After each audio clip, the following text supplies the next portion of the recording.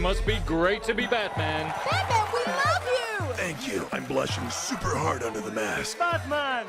Prego. Thanks, Batman! Yeah. I can only imagine he's going home right now to party the night away, surrounded by friends and lady activewear models. Hey, computer. I'm home. I'm home. I'm home. One is the loneliest number that you'll ever do. Master Bruce, your greatest fear is... Snakes? No. Clowns? No. It's being a part of a family again. No, now it's snake clowns because you put that idea in my head. Sir, you need to take responsibility for your life, and it starts by raising the young orphan you adopted.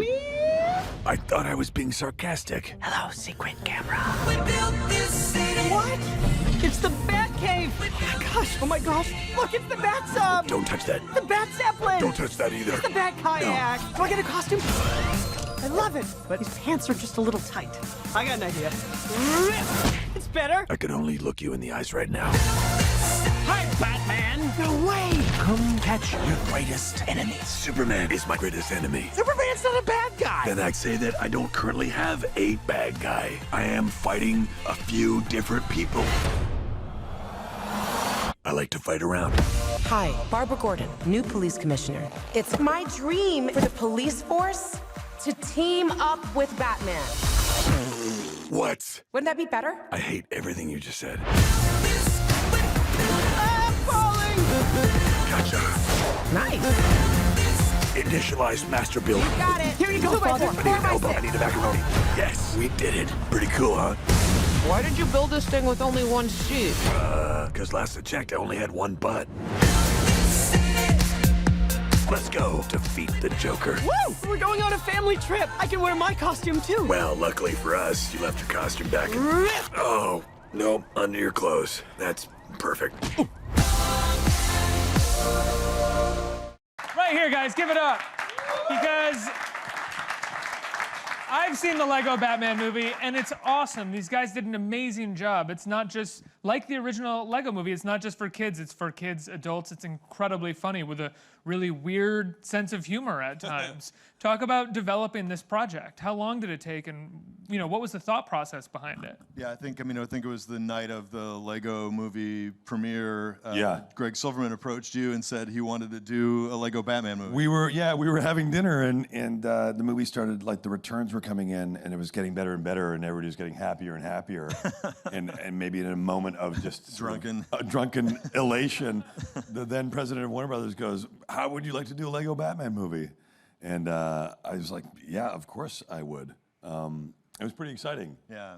And now the original writers and directors of the first Lego movie are not maybe they're producers on Chris this, and Phil produced. and it definitely I think carries the sort of spirit of the first movie. Can you talk? And Chris was also one of the directors also on the first film, and was a big reason that it so much of that worked out. He was one of the sort of unheralded brilliant guys behind that, and so this Chris understood really the DNA of this world and of these movies. Formerly unheralded, soon to be heralded for this. This is my herald. So talk about developing the tone for these movies, because it can. Because it can go one way, and I think with most studios and most kids' movies, it would go one way, but you guys are able to make it go in all different kinds of ways. Yeah, we wanted to, tell a story about Batman that maybe other movies couldn't do. I love Batman. I love Gotham City. I love all the characters, and we wanted to do a movie that's both, kind of a loving homage, as well as a parody, as well as something that's, kind of shows Batman in a different light, maybe an emotional, movie about Batman, learning how to love people and let people into his life.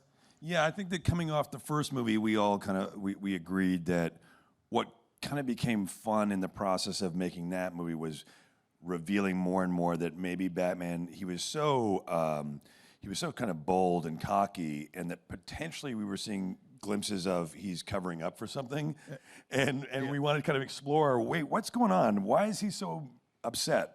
Why is he the Dark Knight? And I think what Will does, and if you look at everything that Will does, it's sort of an interrogation of masculinity, whether it's Arrested Development or Flaked or Batman or BoJack. I think he's the perfect partner to make this kind of movie with. Where does that come from in your career? Because that is a through line, I think, in your characters in your career. I think that I really think that everybody. I'm obsessed with kind of people's motives. It's like even Jesus turned water into wine. I'm like, yeah, but why? What are you gonna get out of it? What is he What's in it for getting you? out of it? Oh, he wanted to help people. Uh-huh. Yeah. He wanted to help people. Or did it make his Friday easier, and He just wanted to be loved. Yeah.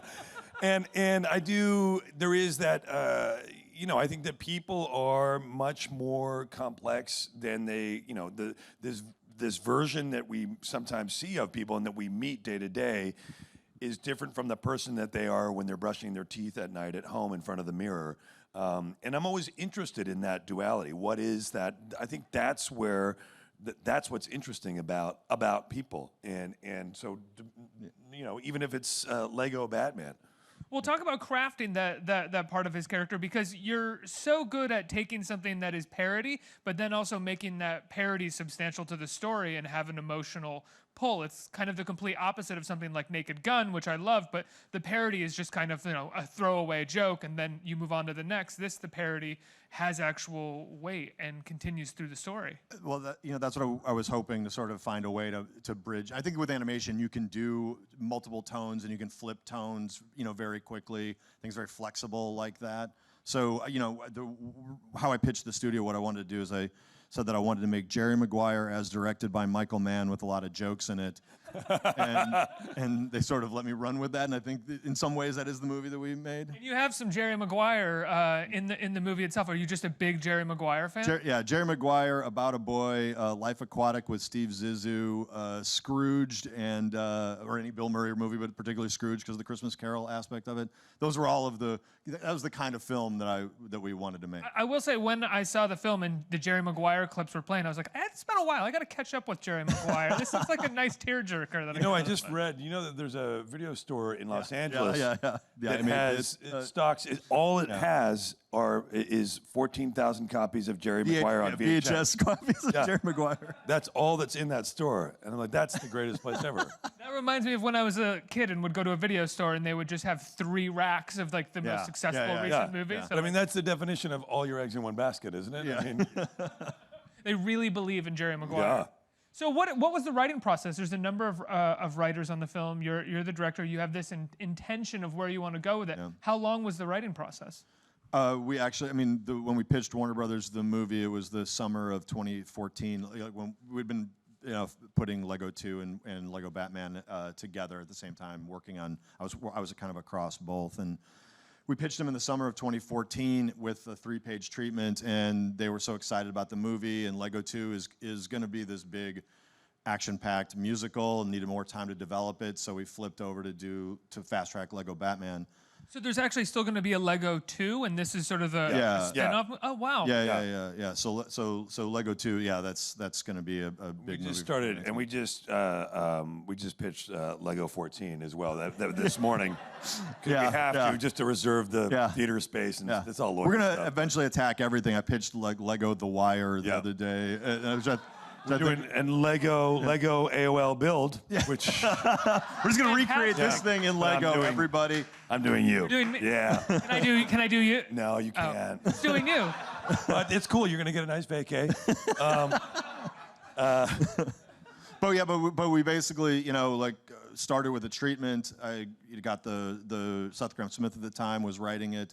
He kind of just took off to do the screenplay. Meanwhile, we started to build the opening of the movie with the editorial team and the storyboard staff. Kind of just all of that stuff that you see in the beginning was stuff that we developed because we wanted the first part of the beginning of the movie to feel like the third act of somebody else's Batman movie, and then you have this great thing with songs and Batman and all of the villains from Gotham City history, and then you see Batman go home and you get a chance to literally see him go through his daily routine. And actually, it's funny because one of the things that Will told me about, you were talking about a friend of yours who came back. You were at his house, coming back from a concert that he was at, and you were literally, he comes off of this thing, does this big show, millions of people, comes home, on a plane, goes home to like open his mail and stuff like that. And there was just something really.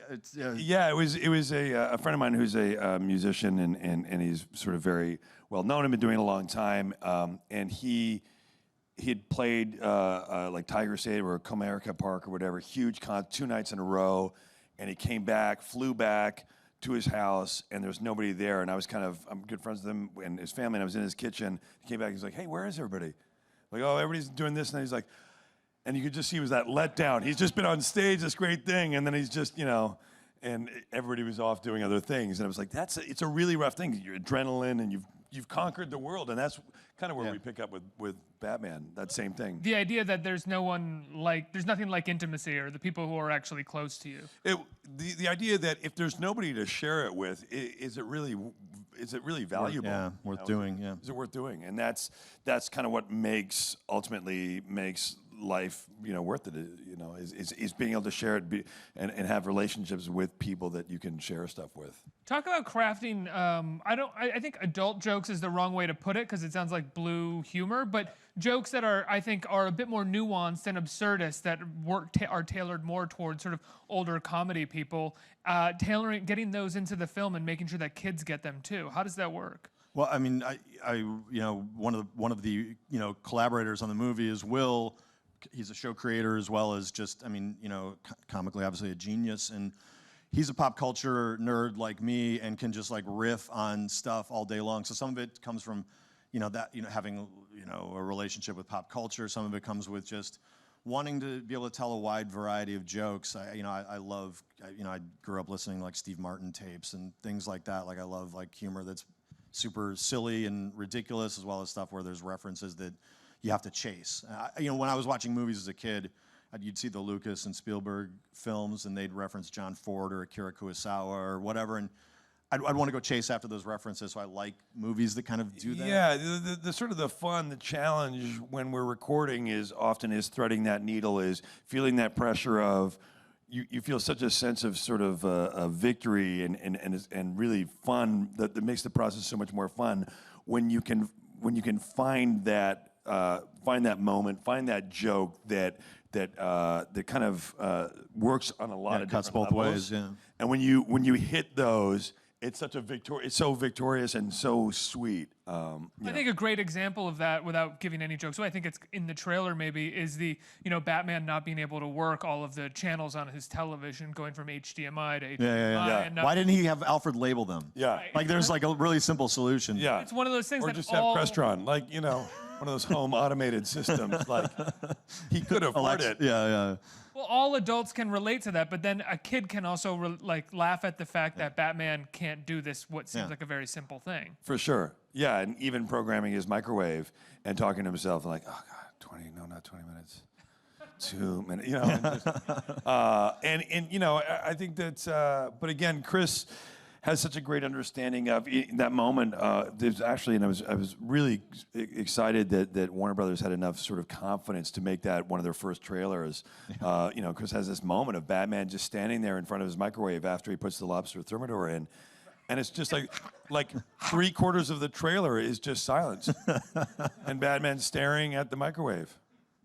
And then like that, and then ding, and that's it works. It's like, oh no, are they doing this? It's not funny. Then it's really funny. Then it's Well, the shot of Batman also eating the lobster is one of the funniest things I've seen in a movie in a long time. It's so silly, and it's like 5 bites or something, and just taking off a bit and a bit. Yeah, and it's also really sad. I mean, I think it's really sad and quiet in between. You get to hear all the lip smacking. Talk about the character that you also craft in the film, that is the new police commissioner, who Batman has to work with. And it's this idea, I mean, even she says it numerous times in the film, it takes a village, and you are kind of crafting this very sort of beautiful world for Batman to realize that we're all kind of connected and people have to work together. Yeah, I mean, it just started with sort of the critique of Batman. We needed a character who could come in and say the things about Batman that are sort of like, wait a minute, for 78 years, Gotham City has existed, and it's still the most crime-ridden city in movies, television, literature. Batman, maybe there's another way of looking at this. I liked her line about, Batman an unauthorized adult male, unsupervised adult male karate chopping poor people in a Halloween costume. There's something about that, I think, about the responsibility of somebody who's in power to be able, I think there's a lot of things you can try to read into that. Yeah. No, what do you mean? I don't know. Let's teeing it up. We'll leave it there. Talk about casting some of the other folks in the film. Zach Galifianakis. It was a mistake. Cera. No, you're always going to make a mistake. And nobody's going to be perfect. Yeah. Other than the 72 Dolphins, nobody's going to be perfect. You know what I mean? Why is that a mistake? Is Zach Galifianakis? Nah, he and I are at war right now. No, how great was Zach was. Yeah, I mean, I was really fortunate to be able to, a lot of times when you record actors, it's just, for an animated movie, it's a music stand and a mic kind of hanging over them, and I was actually able to put Will and Zach in a room together, put lav mics on them, have a boom operator, run around and chase them, and they were able to, when you cast really, brilliant improvisers, to be able to put them in a room and have them confront each other, riff on each other. Some of our best stuff came out of that, and then as I sent the writing team trying to chase that stuff, because all of that you two working together ended up being a thing about where the relationship stuff, about the kind of bromance or whatever you want to call it. That's kind of where the almost the romantic comedy, the rom-com of it all kind of came through. Yeah. And Zach and I, we'd known each other for a number of years, and we had that. We kind of trusted each other as performers and lovers. And I think this is the right forum. Yeah, it probably is, right? It's the internet. I can do whatever the fuck I want, right? There's probably a pop-up in front of my face right now, too, huh? Allow cookies. That's...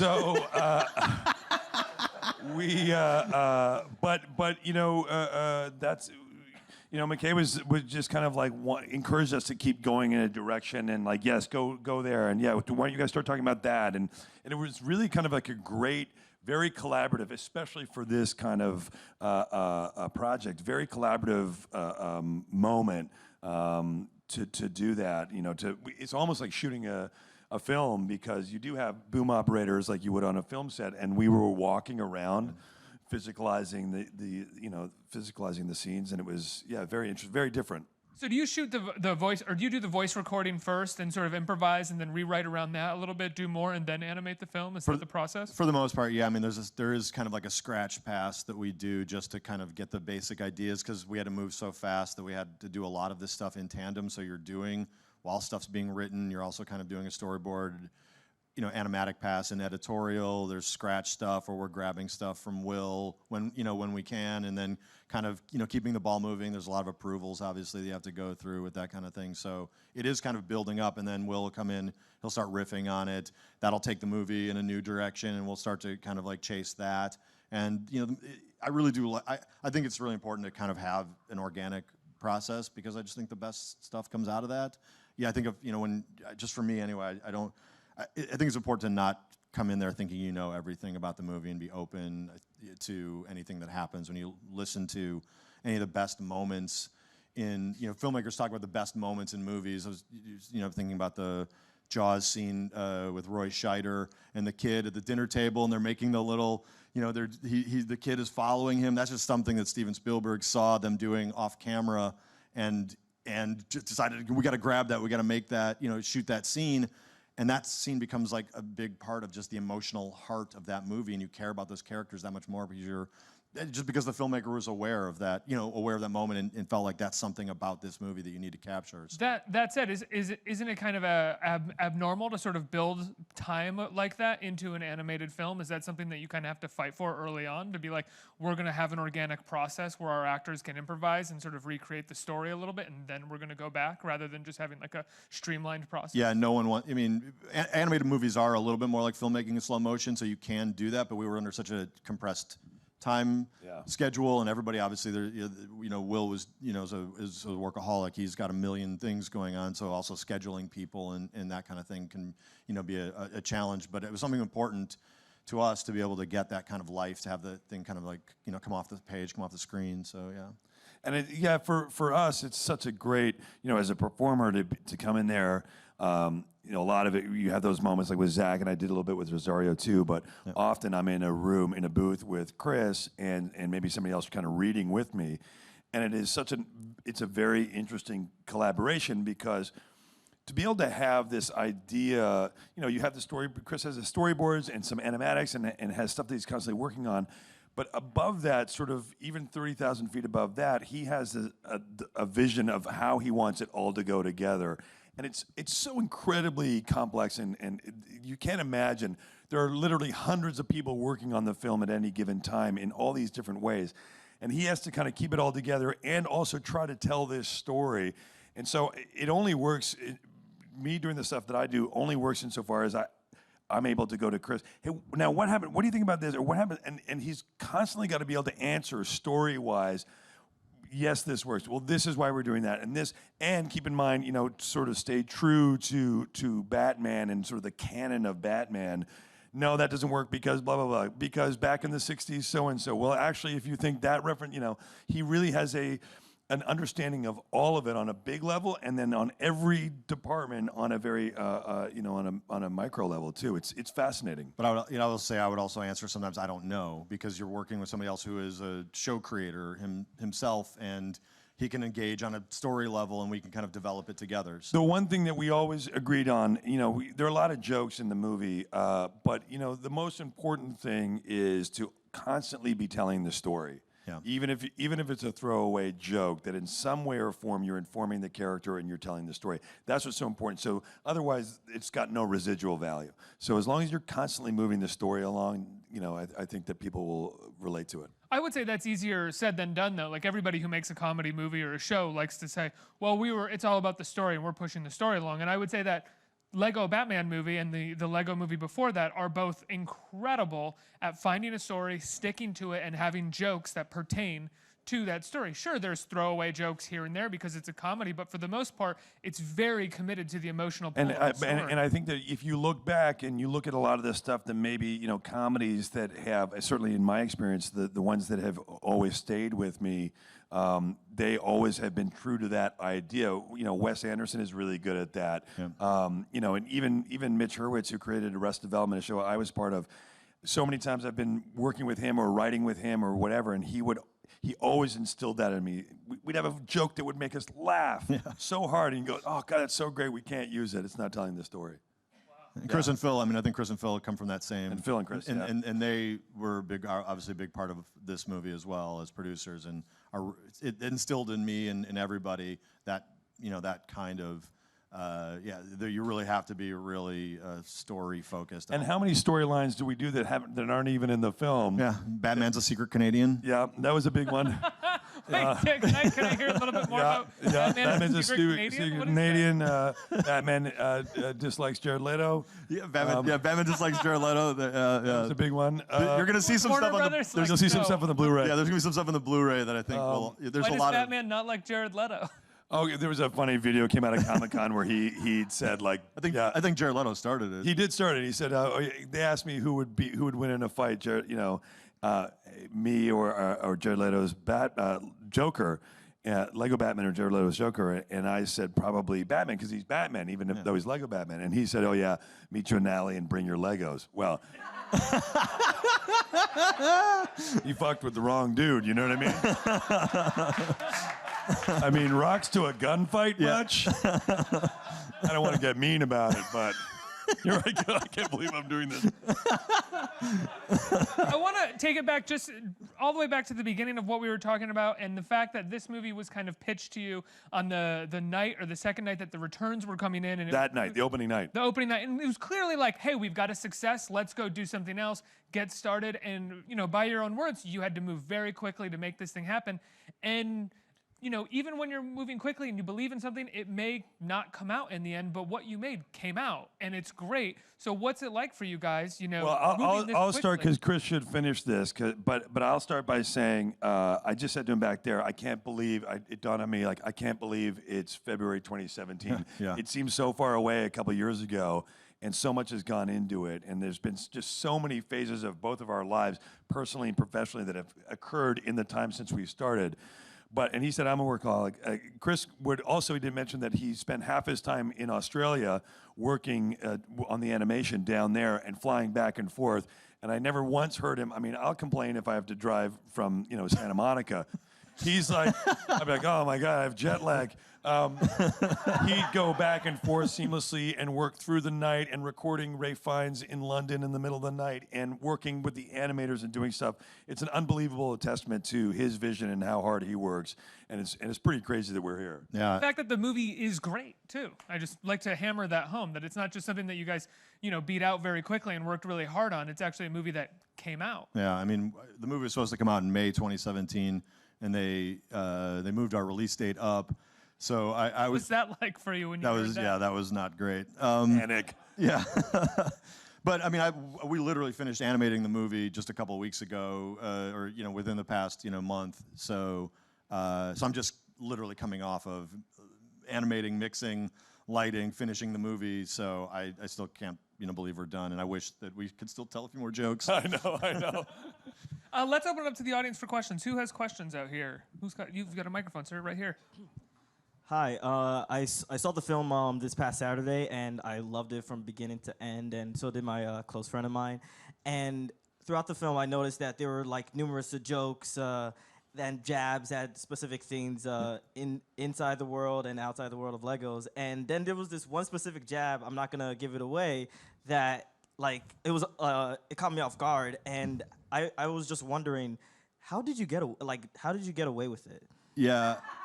I think I know what you're talking about. How did we get away with it? I think because we're approaching these characters and this movie with a lot of love, people kind of let us do some things that maybe we couldn't do. We definitely have to run a few things up different flagpoles depending on who we're talking about.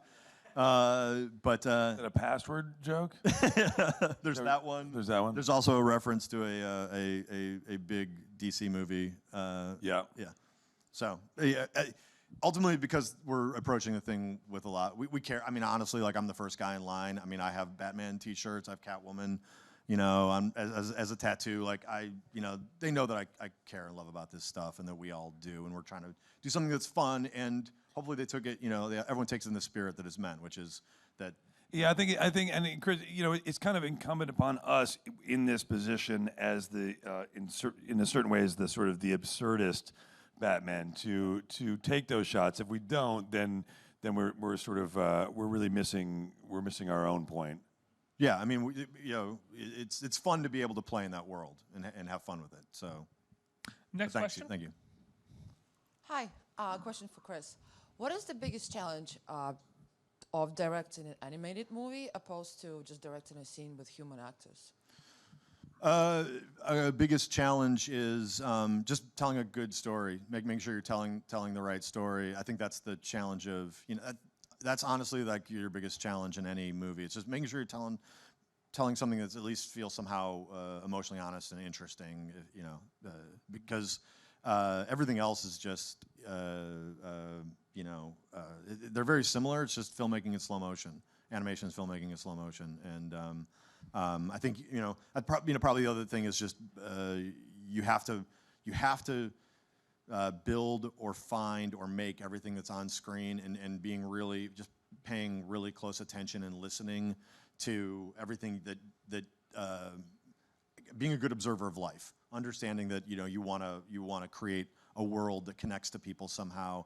So finding good observational moments to add to it. I mean, it started to think about there's a moment in the movie with Robin when he tears up, and Batman, there's a moment in the movie that's a very observed moment that I wanted to add to the movie. Stuff like that. Sorry to be vague. I think I have time for one more question right here. Hi guys. Hi. So Batman's such a legendary character, and I love seeing them kind of Lego-fied like this. So what other kind of legendary characters are you fans of that you would like to see Lego-fied? Ooh. I don't know. Arrested Development Lego. I think it would be amazing. Yeah, that would be kind of cool.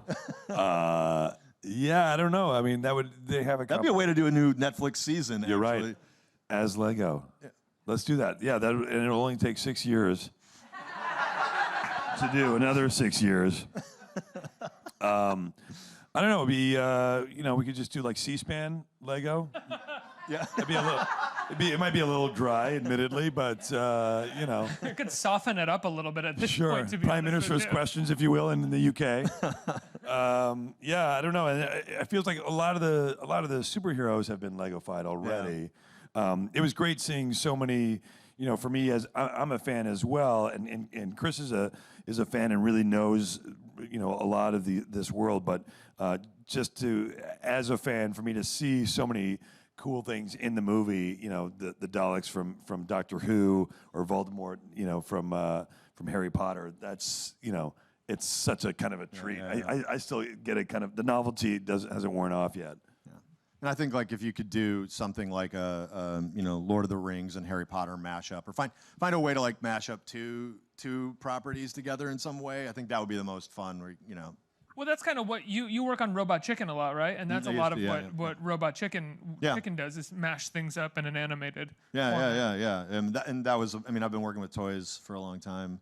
It's just, it's a lot of fun. It's a great AKA sentence. playing with toys. Yeah.